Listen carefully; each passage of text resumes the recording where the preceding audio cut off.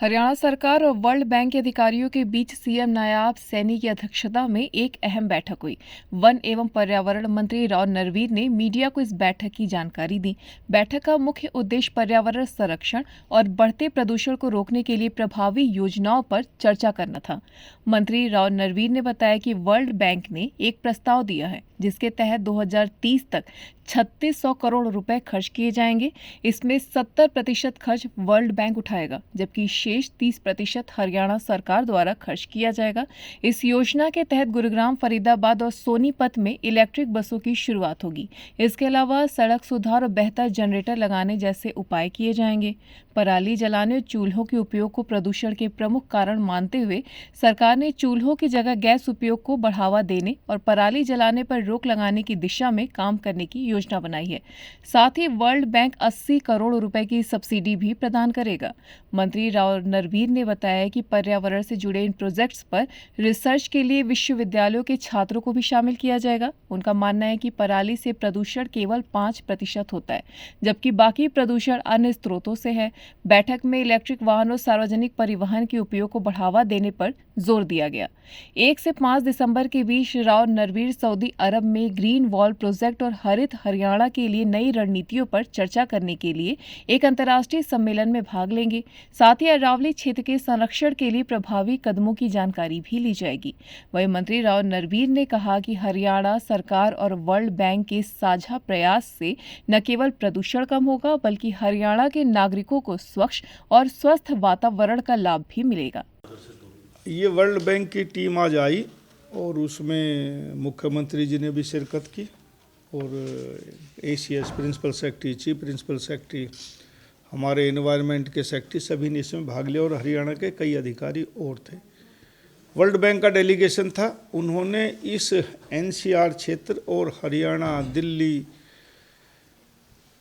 पंजाब और यूपी का कुछ क्षेत्र में कि पर्यावरण ठीक रहे, इस बारे में विस्तार से चर्चा की कि वर्ल्ड बैंक आपकी क्या मदद कर सकता है।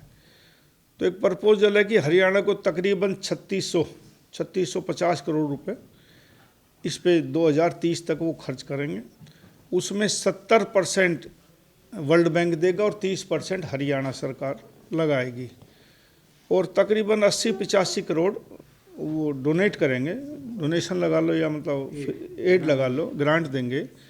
और इसमें ये योजना है कि जो ये बड़े बड़े शहर हैं जैसे फरीदाबाद है, गुड़गांव है, और आज मुख्यमंत्री जी ने उसमें सोनीपत को भी जोड़ा है कि दिल्ली के नज़दीक है, प्रदूषण वहाँ से भी जाता है, कि स्टेट से नहीं, एक ज़िले से नहीं जाता। तो यहाँ तकरीबन 250 बस, इलेक्ट्रिक की बस चले, उसका पैसा वर्ल्ड बैंक और गवर्नमेंट ऑफ हरियाणा दे। और अभी होगा 550 बस थी तो 150 बस और डाल लेंगे, तीनों शहरों में कर देंगे। DG सेट अच्छे हों और हमारे जो सड़कों की व्यवस्था है, जहाँ रेत ज़्यादा उड़ता है, अच्छी सड़कें हों, 500 किलोमीटर चिन्हित करके दिल्ली NCR में कि वहाँ रेत ना उड़े, ऐसी व्यवस्था करने के कई पॉइंट उन्होंने दिए हैं। ऐसे ही कि जैसे जैसे हम आहिस्ता आहिस्ता पर्यावरण को ठीक रख सकते हैं, क्योंकि आने वाले समय में आजकल बहुत पर्यावरण बढ़ा, अब 2-4 दिन से तो मात्रा कम हुई है, लेकिन तकरीबन सर्दियों के दिनों में AQI 500 से आसपास रहता, कभी 400, कभी 500 और 500 से ऊपर। यदि हम अभी ना जागे और जागरूक नहीं हुए तो आने वाले समय में NCR और आसपास के ज़िलों में, आसपास के स्टेटों में बहुत बुरा हाल हो जाएगा। इसलिए वर्ल्ड बैंक भी चिंतित है। और जिन जिन प्रदेशों में ये आप मोबाइल पे देखते होंगे लाल पूरा डोरा दिखता ऊपर तक, उस पे सभी प्रदेश चिंतित है। और हिंदुस्तान का तकरीबन मैं कहूँ 18-20% इलाका प्रदूषण से युक्त है, तो उसके बारे में सभी लोग चिंतित है और उसके आहिस्ता आहिस्ता योजना बनाई है। एक हम ये जो एग्रीकल्चर में भी इसका ध्यान दे रहे हैं, और एक जो हम चूल्हा गैस जलाते हैं, हमारे तो हरियाणा तकरीबन गैस पे हो गया, लेकिन बहुत से इलाकों में चूल्हा आज भी जलाया जाता है, लकड़ी जलाई जाती है, गोबर से जलाया जाता है। तो वो उसका भी इंतजाम कर रहे हैं कि भाई ये कम से कम गैस ना निकले, पोल्यूशन ना हो। तो ऐसी बहुत सी व्यवस्था करने की इसमें कोशिश की। इनिशियल स्टेज पे ये है। आगे आगे कैसे कैसे फंड देना है वो अभी फाइनेंशियल कमिश्नर और उनकी वर्ल्ड बैंक के आदमी बैठेंगे, और मुझे लगता है कि 1 महीने के अंदर ये फाइनल हो जाएगा। ये केवल एनसीआर को लेकर के है या और हरियाणा? नहीं, हरियाणा पंजाब एनसीआर में नहीं आता है, लेकिन जहाँ पंजाब पंजाब से भी उनकी मीटिंग हुई है और मेरा मानना है यूपी से भी हुई होगी, दिल्ली वालों से भी होगी, हमसे हरियाणा से भी हुई है। और मैं देखता हूँ कि मोबाइल पे जो जहाँ जहाँ रेड शेप आती है, डेंजर इलाका जहाँ दिखाते हैं, तो उसमें जो रेड इलाका है उसमें सभी जगह वर्ल्ड बैंक कोशिश करेगा। और ये एक वर्ल्ड बैंक ने पहल करी है, मैं उनका अपनी तरफ से भी आपके माध्यम से स्वागत करता हूँ।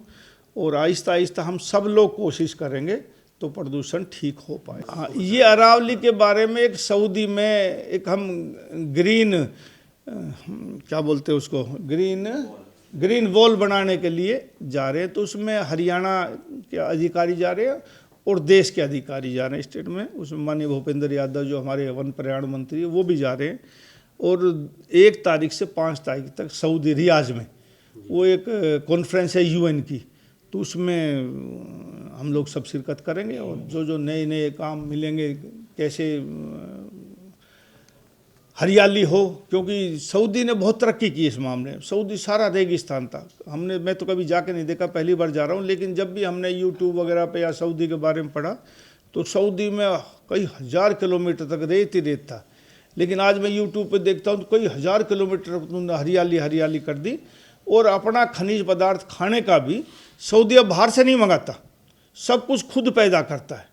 तो इतनी जल्दी ऐसा कर दिया तो हरियाणा और हिंदुस्तान क्यों नहीं कर सकता, उस बारे में ये कॉन्फ्रेंस है। जो ग्रीन वॉल है। News desk NL live.